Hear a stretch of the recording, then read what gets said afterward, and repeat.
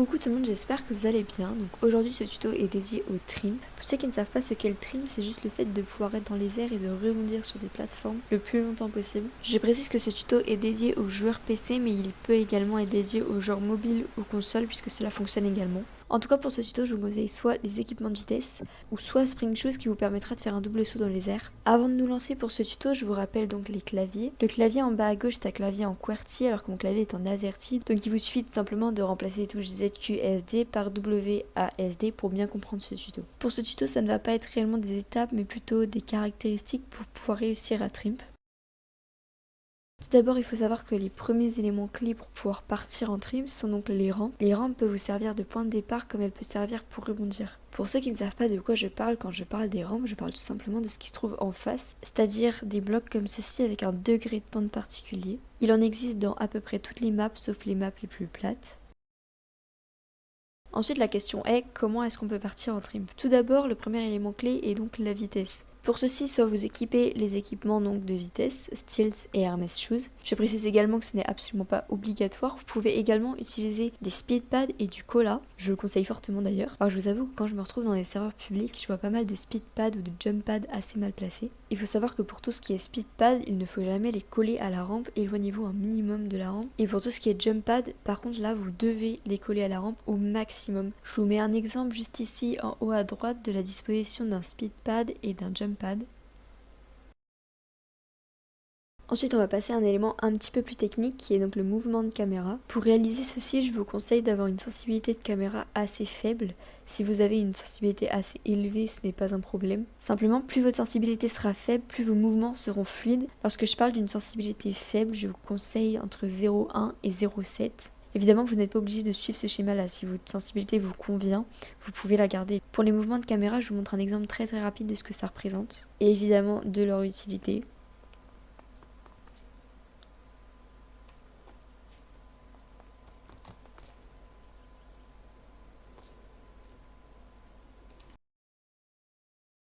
Votre trim va particulièrement dépendre de la position de votre premier saut. Ensuite, un autre élément clé qui est donc le premier saut, c'est-à-dire que si vous sautez entre le sol et la rampe, vos premiers envols ne va pas aller très haut. Il faut savoir que la rampe peut tout à fait casser votre vitesse. Je vous montre ce que ça donne. Or, si vous sautez pendant votre passage sur la rampe, votre envol sera beaucoup plus haut. Je vous montre également cet exemple.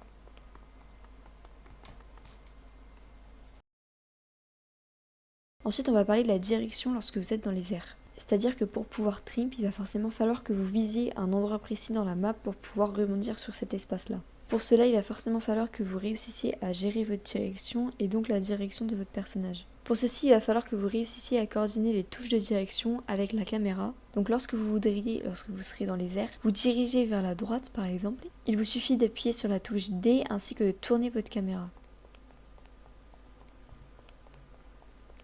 Évidemment, c'est la même chose pour la gauche. Il faut faire les deux simultanément, sinon cela ne fonctionnera pas. Je vous montre un exemple une fois dans les airs.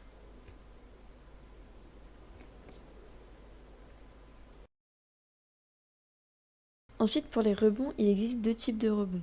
Le premier qui est donc le plus classique puisque c'est celui qu'on va retrouver dans la plupart des maps. Donc c'est celui qui permet de rebondir sur les rampes de moins de 40 degrés. Par exemple, cette pente-ci est à plus de 40 degrés alors que celle-ci est à moins de 40 degrés. Ensuite, pour les rebonds en eux-mêmes, je vous conseille soit de les faire sur l'arête ici, soit de les faire tout en haut.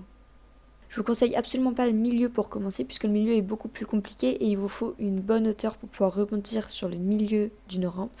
Je ne dis pas que ce n'est pas faisable, mais que je vous conseille réellement de le faire sur les arêtes, ça va vous aider davantage. Ensuite, personnellement, lorsque je trim, je n'utilise absolument pas le saut.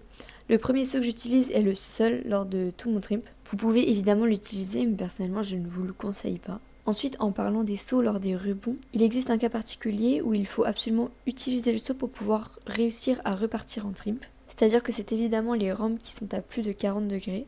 Ici, le saut est fortement recommandé si vous ne voulez pas que votre vitesse se casse d'un coup. Pour ceci, je vous conseille de maintenir le saut jusqu'à ce que vous quittiez la rampe. Ensuite, il existe différents lieux de trim qui ne sont pas tous présents dans cette map.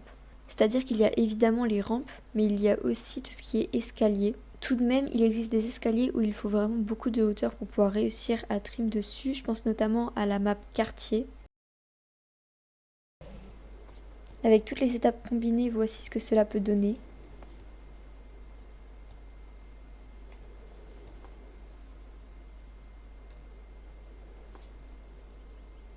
Merci d'avoir regardé ce tuto, j'espère qu'il vous aura plu.